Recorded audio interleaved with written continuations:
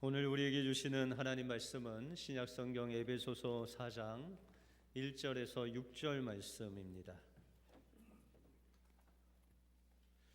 에베소서 4장 1절에서 6절 말씀 신약성경 313면에 있습니다.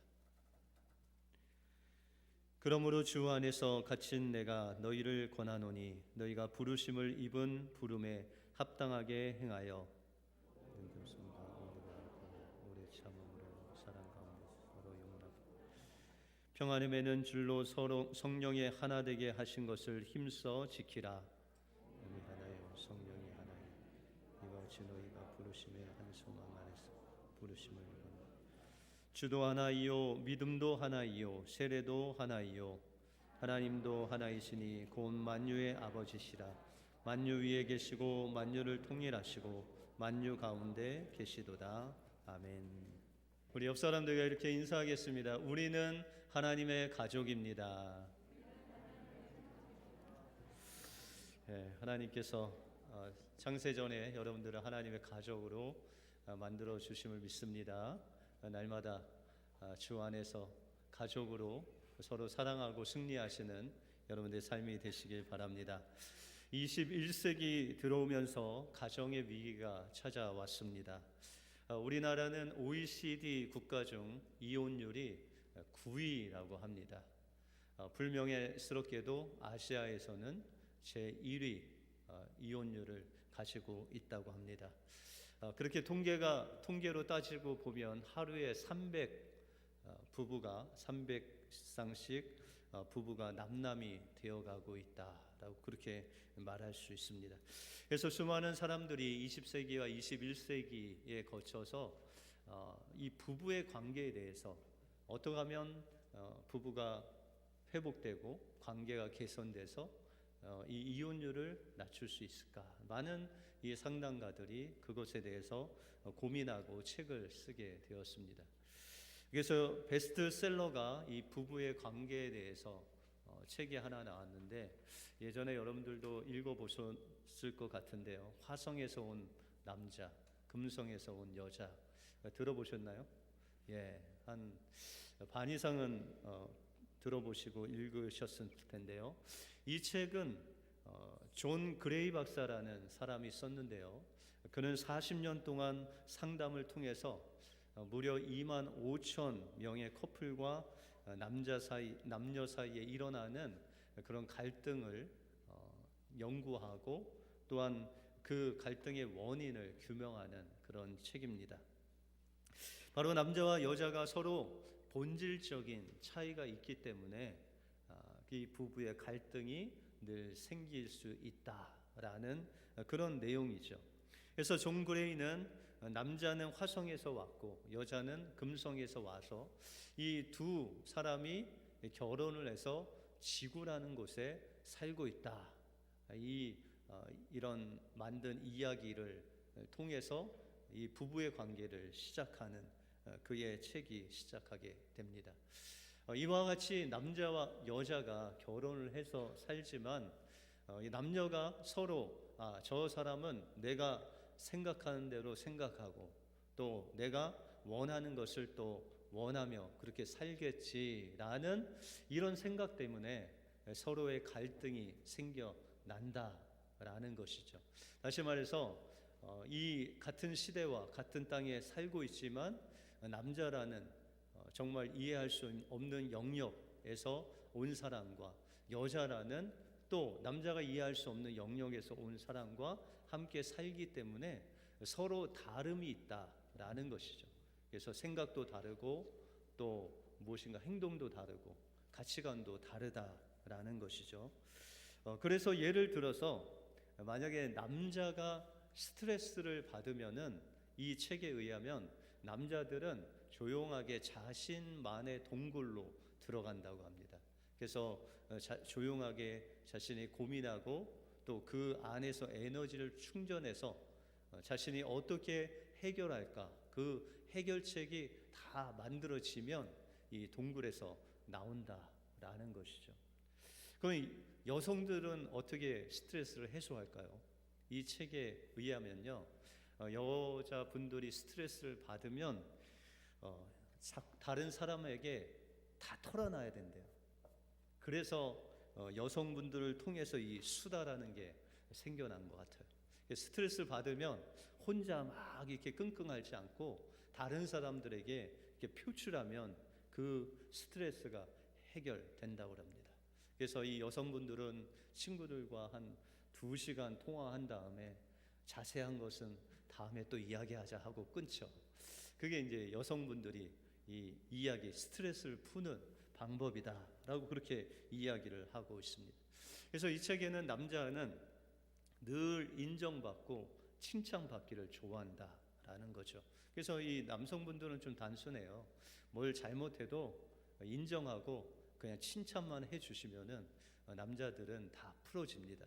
그런데 이 여성분들은 인정하기보다는 좀 서로 이해하고 어떤 목표를 지향적으로 하는 것보다는 그 과정을 중요시 여긴다라고 그렇게 이야기를 합니다.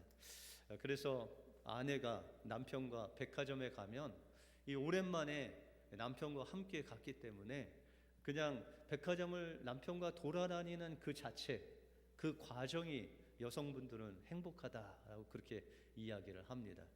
그런데 남편은 시간이 가면 갈수록 불안해지죠. 그러면서 아내에게 묻기를 이거 살 거야? 안 살 거야? 이렇게 묻는다는 거예요. 그러니까 남자들은 목적 지향적이라 뭔가 백화점에 오면 그 살 것만 딱 사서 가면 돼요. 뭐 5분이 걸리든 10분이 걸리든 자신이 살 것만 사갖고 가면 되는데 여성분들은 사지도 않으면서 뭘 그렇게 많이 만지는지 만지고 보고 고르는데 웬만하면 또 안 사시더라고요. 그래서 이게 살 건지 안 살 건지 이 남편들은 통 모르는데 그 차이라는 것이죠. 그러나 여성분들은 그걸 즐기는 거예요. 그 과정, 남편과 그냥 돌아다니면서 옷도 보고 뭐 여러 가지로 보는 그 쇼핑을 즐기는데 남성들은 그 계속 아내가 무엇인가 만지면 불안하죠. 꼭 사야 될 것 같고. 근데 끝까지 뭘 물어보다가 안 사면 이 마음이 무너지죠. 그런데 이것이 이 남성과 여성의 차이다라는 것이죠. 그래서 존 그레이는 남자와 여자가 이렇게 다르기 때문에 이 다른 것을 해결책, 어떻게 해결할 것인가, 그 해결책으로 이것이 옳다 그르다 이렇게 이야기하지 말라는 거예요. 당신이 생각하는 게 옳다 그르다라고 말하지 않고 그냥 서로 다름을 수용하고 저 사람이 저래서 그냥 그러는구나, 그렇게 그냥 인정해주고 용납해질 때 부부의 관계가 회복되고 이 부부의 관계가 세워진다라는 것이죠. 이것은 부부의 관계만이 아닌 여러분들 가정에서 부모와 자녀의 사이에서도 부모가 자녀를 용납해주고 인정해주고 좀 부족해도 받아주면 그 부모와 자녀의 관계가 세워진다라는 것이죠. 교회도 마찬가지죠. 우리가 좀 연약하고 부족함이 있어도 서로 세워주고 용납하고 또 지지해주면 이 교회가 세워진다라는 것이죠.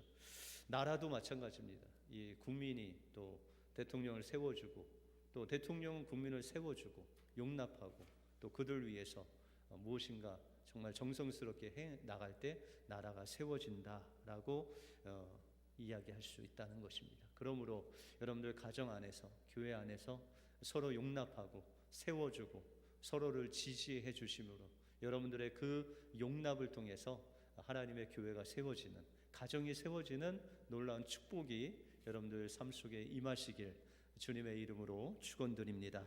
오늘 본문을 통해서 하나님의 부르심을 받은 하나님의 자녀가 어떻게 부르심에 합당한 삶을 살 수 있으며 그 합당한 삶을 통해서 하나님께서 우리에게 어떤 축복으로 함께 하시는지를 오늘 본문을 통해서 살펴보겠습니다. 먼저 우리는 하나님의 부르심에 합당한 삶을 살기 위해서는 서로 용납해야 된다라고 말씀하고 있습니다. 오늘 본문 2절에 보시면 모든 겸손과 온유로 하고 오래 참음으로 서로 사랑 가운데서 서로 용납하고 라고 말씀하고 있습니다. 여기서 용납이라는 단어는 헬라어로 아네코라는 단어인데, 이 아네코는 합성 명사입니다. 다시 말해서 아나라는 전치사와 에코라는 동사가 합쳐진 명사인데, 이 아나라는 전치사는 가운데, 사이에라는 뜻이 있습니다. 또 에코라는 것은 가지다, 취하다라는 그런 의미가 있습니다. 이 두 단어를 합치면은 이것은 서로 지지해 주다라는 그런 의미가 있다는 것이죠. 그러니까 서로를 인정하고 이해하고 서로를 부족해도 지지해 주는 것, 그것이 바로 용납하다라는 뜻이다라는 것입니다. 그런데 이 용납이라는 것은 너무 중요한 것이 바로 용서를 하기 위한 최종의 작업이 바로 용납이다라고 말씀하고 있습니다. 다시 말해서 저분을, 우리 주위의 사람들을 내가 용납하면 그를 용서할 수 있다는 거예요. 그래서 골로새서 3장 13절에 보시면 누가 네게 혐의가 있거든 서로 용납하여 피차 용서하되 주께서 너희를 용서한 것 같이 너희도 그리하고 이 모든 것 위에 사랑을 더하라. 이는 온전하게 매는 띠니라 라고 말씀하고 있습니다.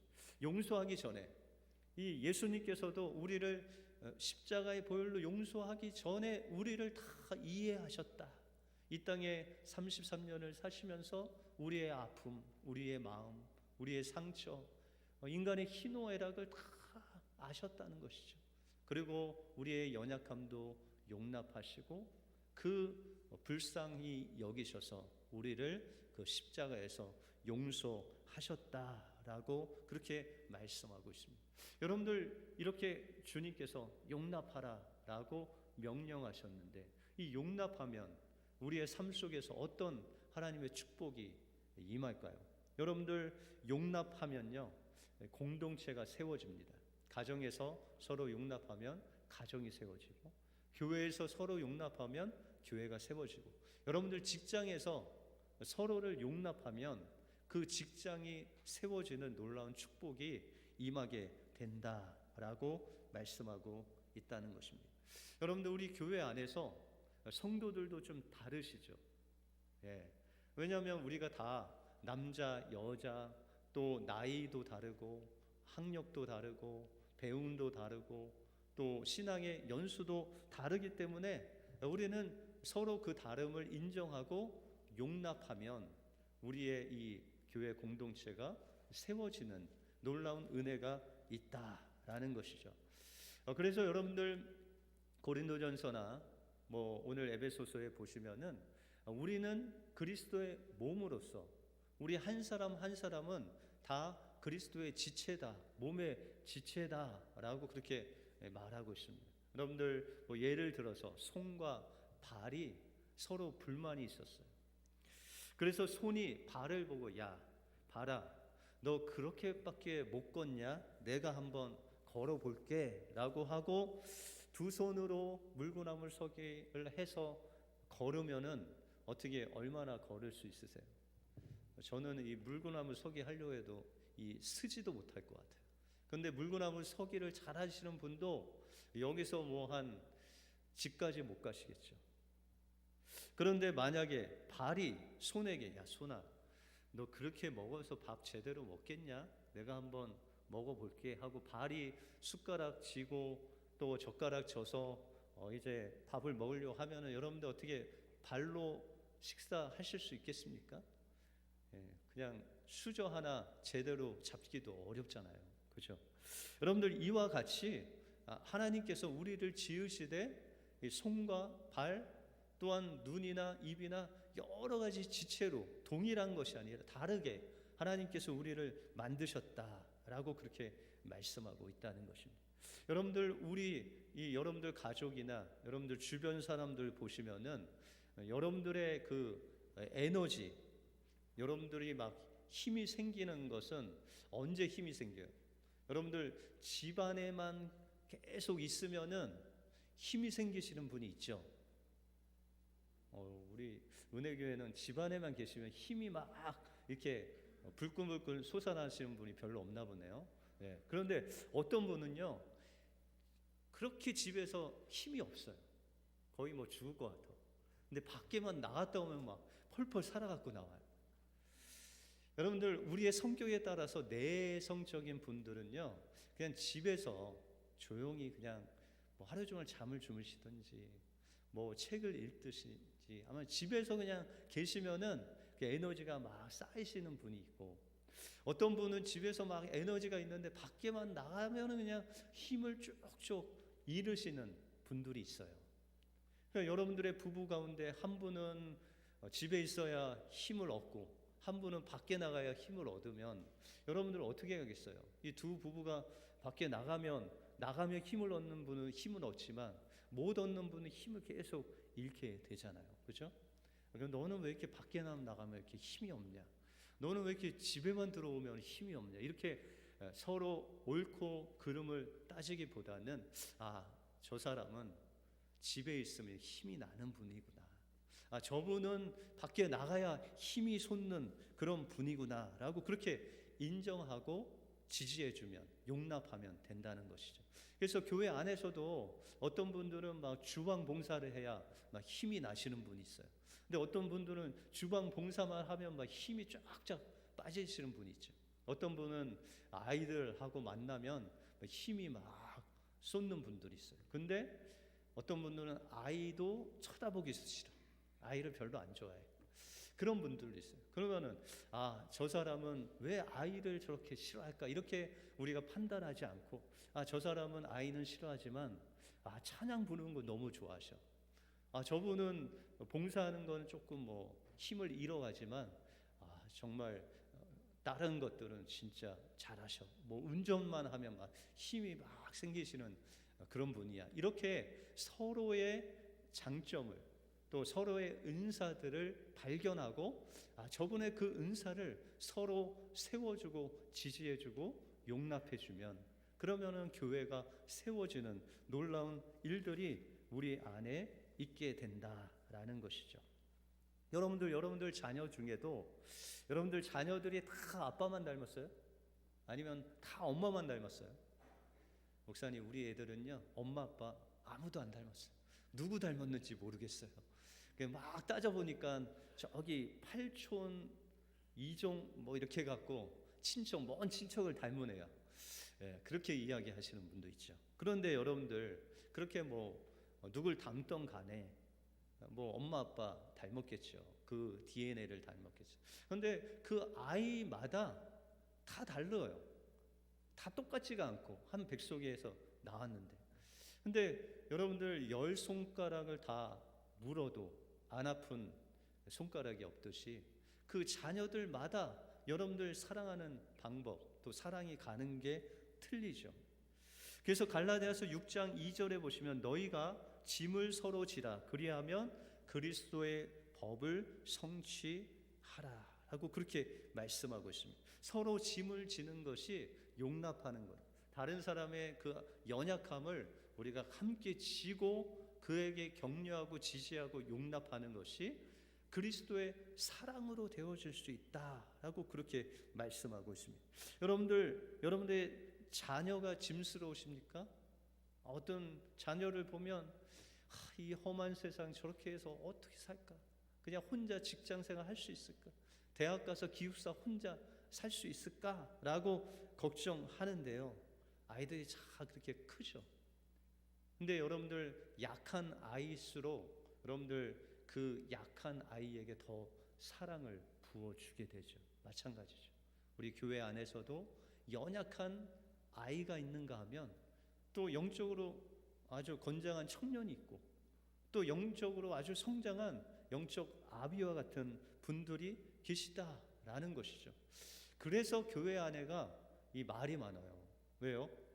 영적 아이들 말 안 듣고 이 아이부터 작년에 이르기까지 있으니까 이게 사건 사고가 많은 거죠. 왜요? 아이들은 그냥 모르니까 뭐 일도 저질러 뭐 깨기도 하고 뭐 낙서도 하고 이런 거죠. 그래서 교회 안에는 영적인 아이와 영적인 청년, 영적인 아비가 다 있기 때문에 그렇게 서로를 용납하고 또 세워주는 일들이 필요하다라는 것입니다. 그러므로 여러분들의 삶 속에서 하나님께서 정말 하나님의 부르심에 합당한 삶을 살기 위해서 우리 어떻게 살 것인가? 바로 서로를 용납하는 것입니다.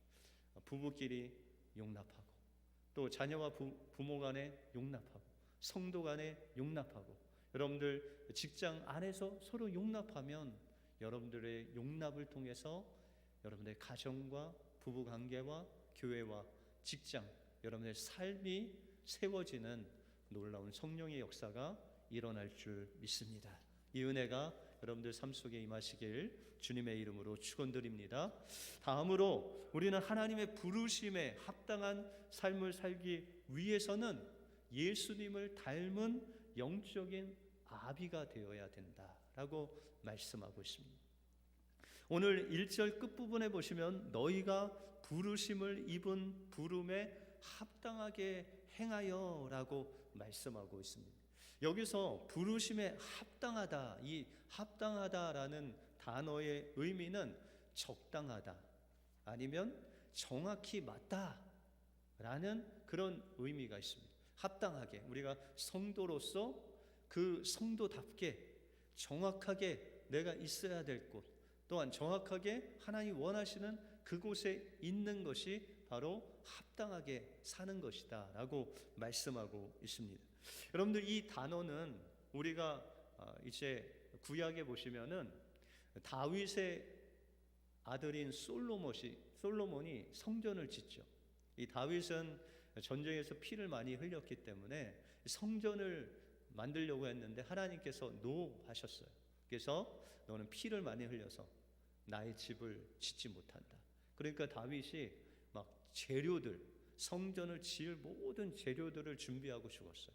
이제 솔로몬이 성전을 짓는데요, 이 성전을 짓는 그 성전은 그냥 우리가 이 벽돌 하나 이렇게 쌓는 게 아니라 엄청난 큰 돌, 하여튼 가로 세로 막 1m가 넘는 그런 이 돌들을 세워서 이렇게 성전을 세우는데, 그 돌들을 이제 만들 때 우리가 생각할 때는 성전에 가지고 와서 깎기도 하고 또 깨뜨리기도 해서 이렇게 맞춘다고 생각하는데, 그렇게 만들지 않고 이제 채석장에서 그것을 가져다가 그 치수를 정확하게 잽니다.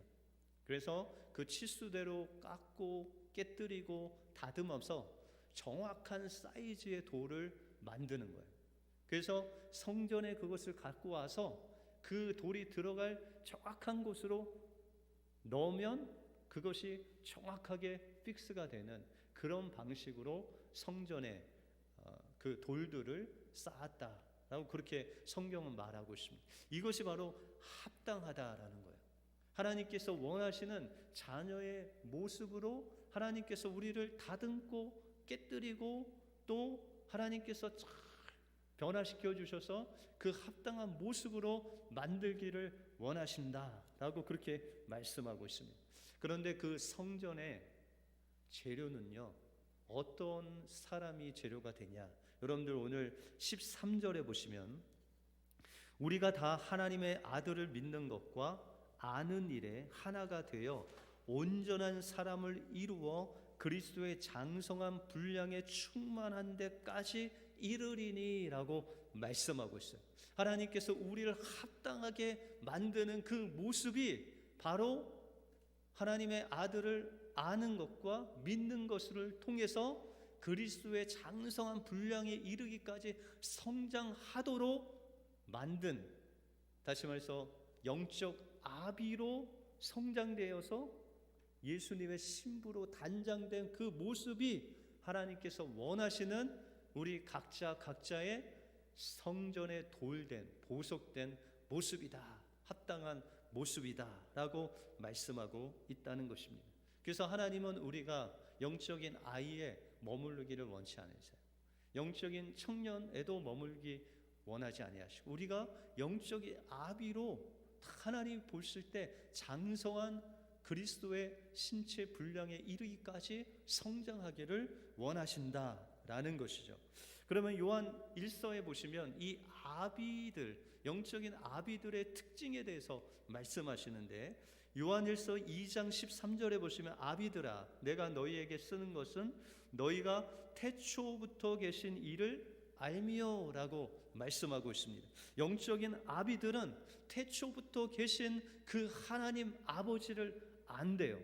여기서 아는 것은 지식적으로가 아니라 하나님을 경험하고 교제하고 하나님을 깊이, 하나님 마음, 하나님 뭘 원하시는지, 지금 뭘 관심을 두고 계신지, 그 하나님을 닮은 사람이 바로 이 영적인 아비들이다라고 그렇게 말씀하고 있습니다. 오늘 본문 13절 초반부에 보시면 우리가 다 하나님 아들을 믿는 것과 아는 일에 하나가 되어, 이것이 바로 하나님을 아는 것 또한 믿는 것을 통해서 우리가 장성한 영적인 아비가 될 수 있다라고 그렇게 말씀하고 있다는 것이죠. 그러면 여러분들 이 영적인 아비가 하나님의 마음을 알면 어떤 역할을 할까요? 부모 역할을 하게 되죠. 여러분들 자녀를 키우실 때 가장 힘드셨던 그 시기가 언제세요?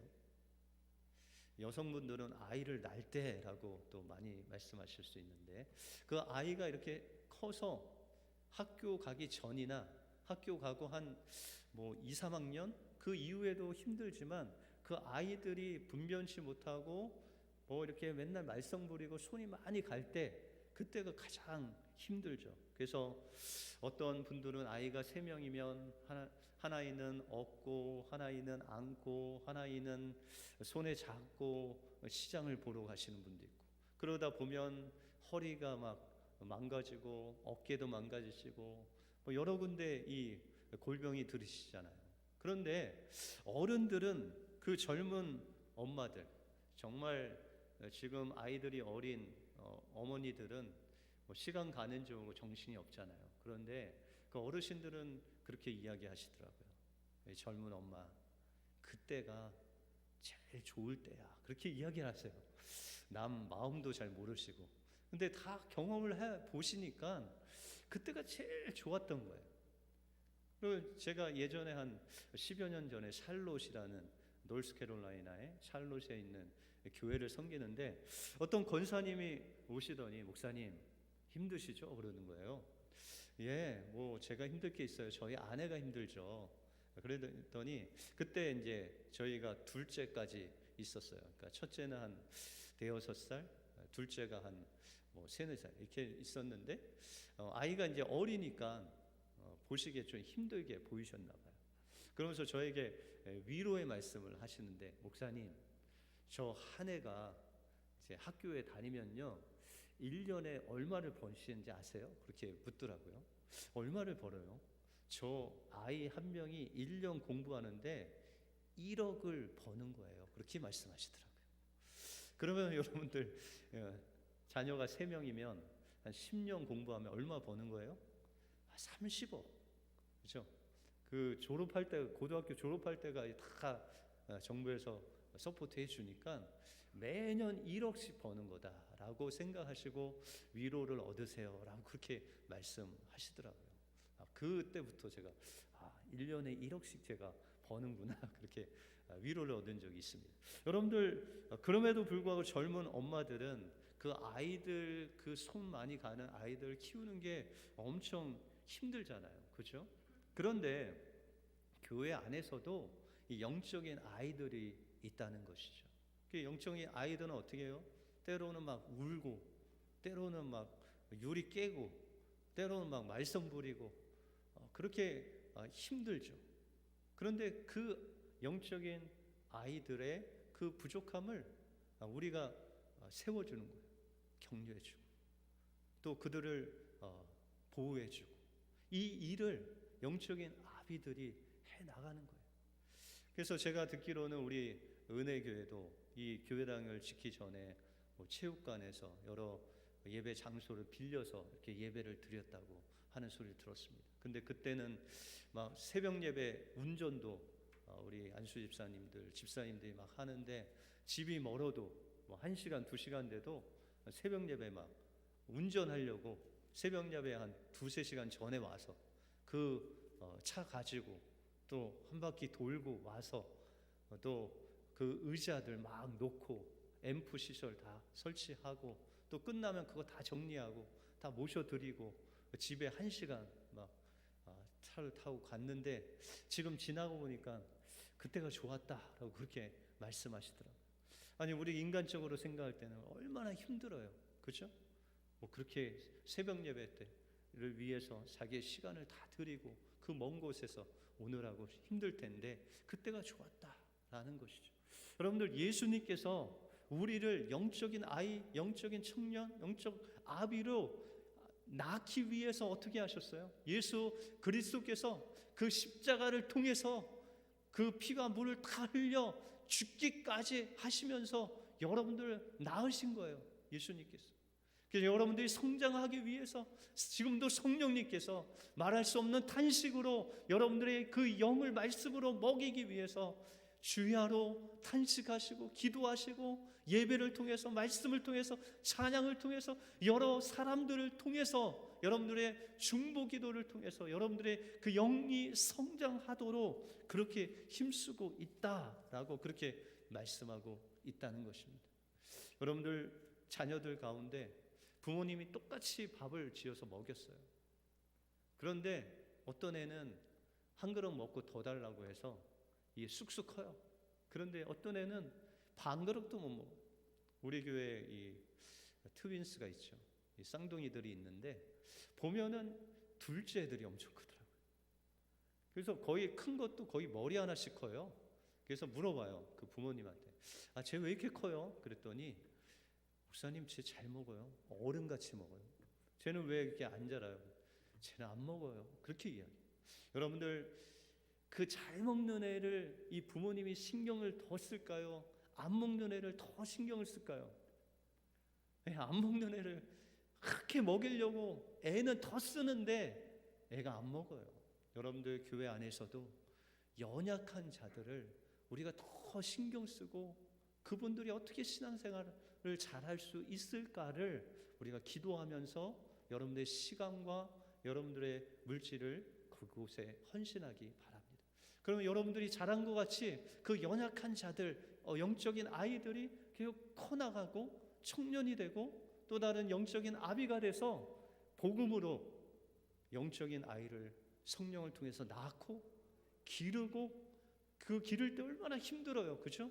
그런데 크고 나면 또 그 사람이 하나님의 복음을 전하고 영적인 아이를 낳는 그런 영적인 아비가 되는 놀라운 역사가 일어난다라는 것이죠. 이와 같이 우리가 영적인 아비가 되기 위해서는 상당히 어려운데, 오늘 2절에 보시면 모든 겸손과 온유로 하고 오래 참음으로 사랑 가운데서 서로 용납하라 라고 그렇게 말씀하고 있습니다. 여러분들, 영적인 아비가 되기 위해서는 우리에게 필요한 것이 있는데 그것이 겸손과 온유, 오래 참음, 주님의 사랑을 가지고 해야 된다 라고 그렇게 말씀하고 있습니다. 여러분들, 겸손과 온유는요 예수님의 대표적인 성품이에요. 그래서 예수님도 말씀하시기를 마태복음 10장 29절에 보면 나는 마음이 온유하고 겸손하니 나의 멍에를 메고 내게 배우라 그리하면 너희 마음이 쉼을 얻으리라 라고 말씀하고 있다는 것이죠.